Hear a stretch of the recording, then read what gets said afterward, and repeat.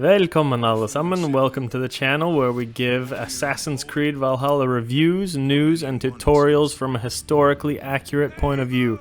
There are just going to be way too many idiots talking about the Vikings when this game comes out, and you will get insight here from a historian and expert on pre-Christian Norse culture and religion. And today we are going over the newly released storyline info that was released by Ubisoft just earlier last week. There were a series of questions that the game's narrative director went over that tells us about the storyline, and without further ado, let's just get into them.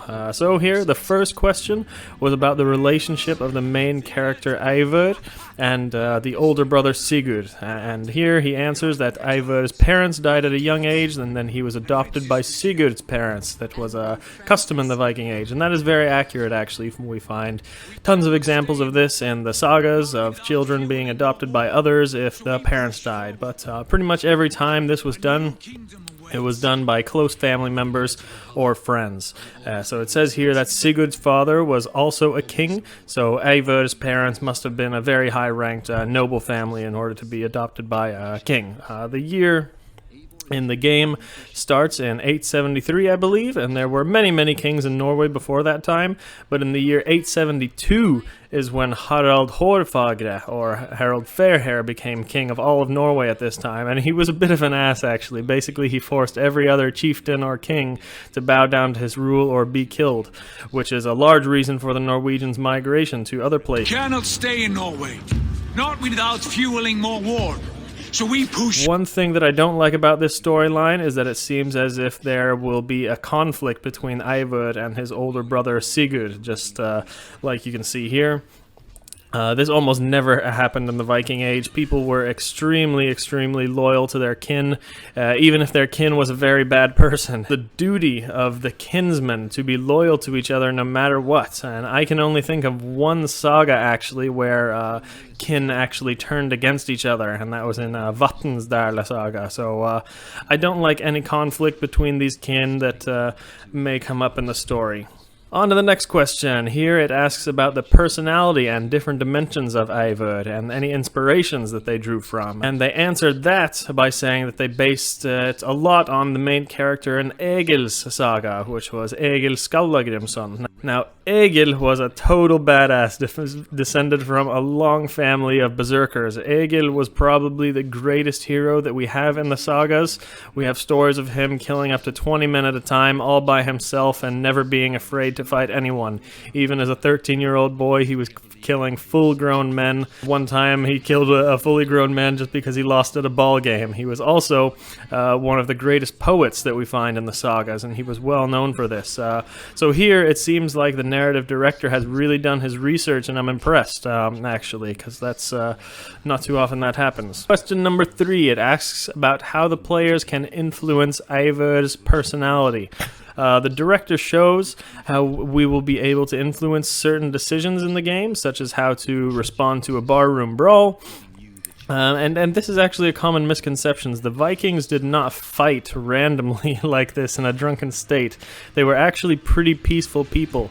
If someone challenged you to a fight, it was a huge disrespect, and it would almost always be a fight with swords to the death. Even in one saga, a man named Jokul just pushed over another man for being rude at a feast, and then the two hated each other and agreed to a fight to the death, and it resulted in a big blood feud between the two families forever. So any kind of physical altercation or challenge like this would always lead to a very violent feud. So really, most Vikings gatherings did not have fistfights like that. You could challenge someone to a friendly duel, but it would have most likely been a poetry duel or some sort of game like a ball game or shooting or swimming, maybe wrestling sometimes.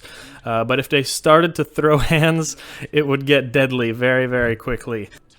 Question number 4. This one asks about how the hidden blade that Sigurd returns with and where he had been. So he answers that Sigurd got this in Constantinople, where he befriended the Hidden One. So this must be the Assassin's Creed, and he gave this to Eivor as a gift at the start of the game. So he is very right that gift giving here was a very big thing among the Norse. Sometimes in the sagas, it would take a few chapters just telling about how two friends spent the winter together and detailed nothing else besides the gifts that they gave each other. They went into deep detail, and it's pretty funny, actually. Two Vikings sitting around all winter with nothing to do besides getting drunk and giving each other gifts. So yes, this was a very important custom among friends and kin in the Viking Age.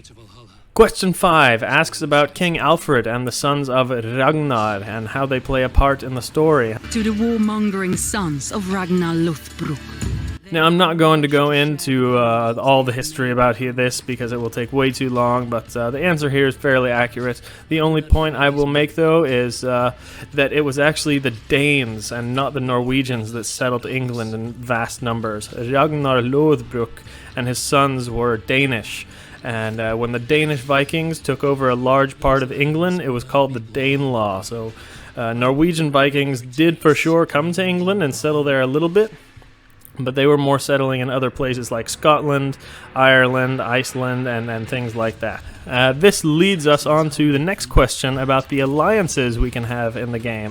This is a very good question because the Vikings did not come to England and just rape and pillage and destroy things.